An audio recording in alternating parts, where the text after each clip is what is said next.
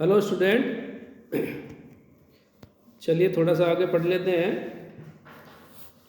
देखो, जर्मनी में हिटलर 1933 में वहाँ का तानाशाह बना था। आप यहाँ तक पढ़ चुके हैं। आपको पता होना चाहिए कि 1933 में हिटलर जर्मनी का शासक बनने के बाद में उसने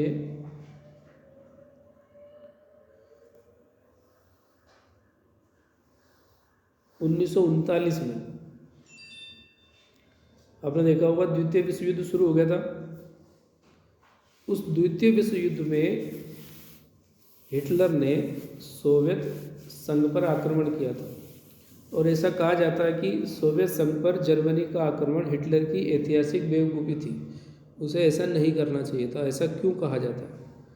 देखिए, इस हमले से जर्मन पश्चिमी मोर्चे पर ब्रिटिश वायुसेना की बमबारी की चपेट में आ गया, जबकि पूर्वी मोर्चे पर सोवियत सेनाएं जर्मनी को भारी टक्कर दे रही थी। यानी पूर्वी मोर्चे पर तो वह, पश्चिमी मोर्चे पर तो वह ब्रिटेन से लड़ रहा था, वहाँ तक तो बात ठीक थी। लेकिन जैसे ही उसने रूस पर आक्रमण किया, क्योंकि रूस जर्मनी के पूर्व दिशा में है, तो वहाँ ज़बरदस्त उसकी टक्कर रूस से हुई थी और रूस की सेनाओं ने उसे घुटने टेकने पर मजबूर कर दिया और सोवियत सेनाएं बर्लिन तक पहुंच गई, यानी जर्मनी के अंदर तक पहुंच गई थी। इसलिए कहा जाता है कि ये हिटलर ने बहुत बड़ी गलती की थी कि उसने रूस के ऊपर आक्रमण कर दिया था। नहीं तो वो बड़ी आसानी से शेष यूरोप को अपने कब्जे में कर सकता था यदि वह रूस पर आक्रमण नहीं करता। इसके बाद एक चीज़ और आती है, तो ये भी द्वितीय विश्व युद्ध से संबंधित है। देखिए, अमेरिका द्वितीय विश्व युद्ध से बचता रहा, यानी अमेरिका द्वितीय विश्व युद्ध में भाग क्यों नहीं लेना चाहता था? अच्छा, नहीं लेना चाहता था, लेकिन उसने फिर भी वो द्वितीय विश्व युद्ध में क्यों भाग लिया था उसने? तो ये अमेरिका पहले विश्व युद्ध के कारण उत्पन्न हुई आर्थिक समस्याओं को दोबारा नहीं झेलना चाहता था। अमेरिका युद्ध से दूर नहीं रह सका। देखिए, पूरब में जापान की शक्ति बढ़ती जा रही थी। जापान एक शक्तिशाली सैनिक ताकत थी उस समय। अमेरिका उससे चिंतित था और वो नहीं चाहता था कि जापान जर्मनी के समर्थन में आए, उसका साथ दे।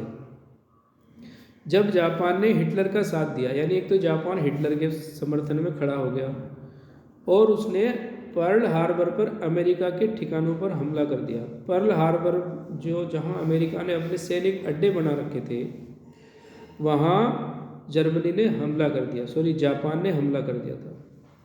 इससे अमेरिका को इस द्वितीय विश्व युद्ध में कूदना पड़ा, उसे इस युद्ध में भाग लेना पड़ा था।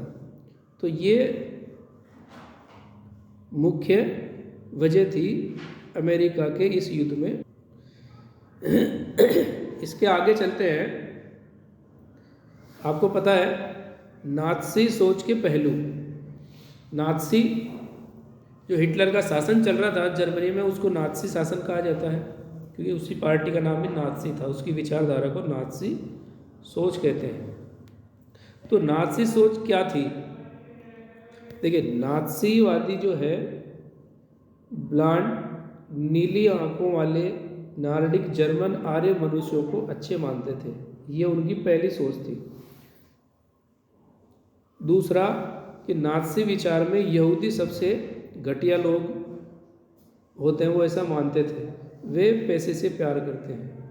नात्सी क्या सोचते थे कि नात्सी विचारों में यहूदी सबसे घटिया लोग होते हैं, वे पैसे से प्यार करते हैं जर्मनी के लिए, उनके मन में कोई प्रेम नहीं है। ऐसा किसके प्रति सोचते थे? यहूदियों के प्रति ऐसा सोचा जाता था।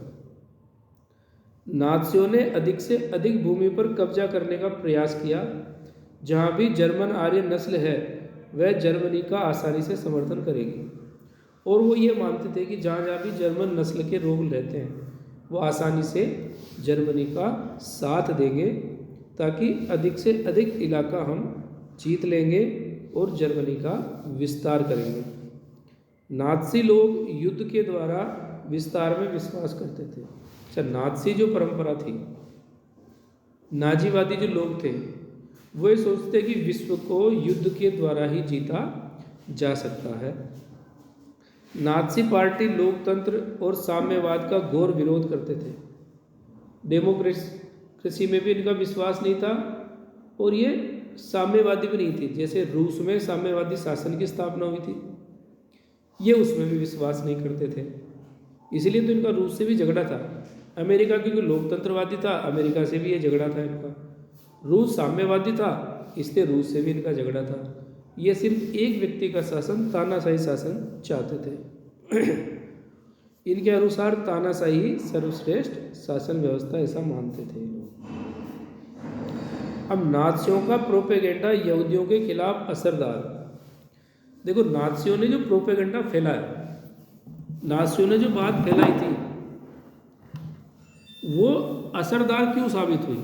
आखिर जर्मनी के लोग इन नाज़ी पार्टी की विचारधारा में किस तरह आ गए? देखो, हिटलर के समय जर्मनी में 60 लाख यहूदियों को मौत के घाट उतार दिया गया था।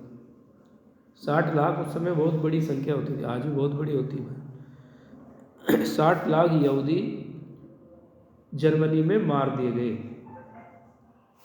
उधर तो द्वितीय विश्व युद्ध चल रहा था और जर्मनी के अंदर ही यहूदियों के खिलाफ भी लड़ाई लड़ी जा रही थी।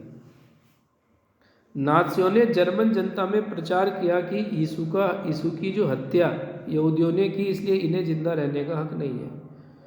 नाज़ियों ने ये एक प्रोपेगेंडा फैलाया, इस प्रकार का प्रचार किया कि ईसा मसीह जो थे, जो यीशु थे, उनकी हत्या यहूदियों ने ही की है। इसीलिए भी लोग इन यहूदियों के खिलाफ हो गए थे। उन्होंने यहूदियों को सूदखोर बताया कि ये ब्याज खाते हैं, सूदखोर हैं, पैसों से प्रेम करते हैं। यहूदी घटिया शारीरिक रचना वाले हैं जो जर्मन नस्ल को खराब कर रहे हैं। यहूदी भले ही ईसाई धर्म अपना ले, इससे समस्या का समाधान नहीं होगा। वे इनके खात्मे करने में विश्वास करते थे। वे ऐसा मानते थे कि यहूदियों की नस्ली खराब है, इनको समूल नष्ट कर दो, इनको जड़ से ख़त्म कर दो, ताकि समस्या ही ख़त्म हो जाए। तो इसलिए यहूदियों के खिलाफ ये प्रोपेगेंडा उनका असरदार रहा था। क्योंकि मुख्य बात क्या थी, वो ऐसा कहते थे भी ये खराब लोग हैं, यीशु मसीह को इन्होंने मारा है ना, ये ब्याज खोर होते हैं, सूद खोर होते हैं। आज आपको इतना लिखना है, नेक्स्ट अगली क्लास में करेंगे।